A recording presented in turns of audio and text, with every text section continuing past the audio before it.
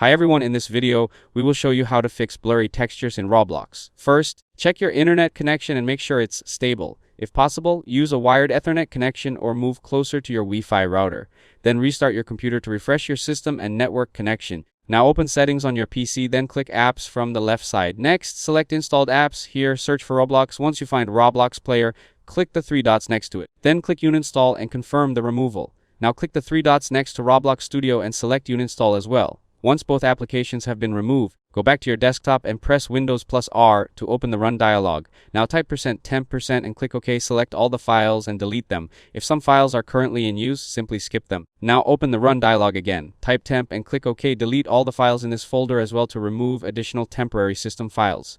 Next, go back to your desktop and right-click the taskbar, then select Task Manager. Close any unnecessary applications that are using a high amount of CPU, memory, or disk resources, as these can affect Roblox's performance.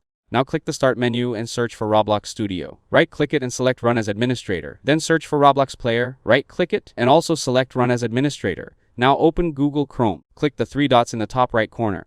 Then click Settings. Select Privacy and Security from the left side. Now click Delete Browsing Data.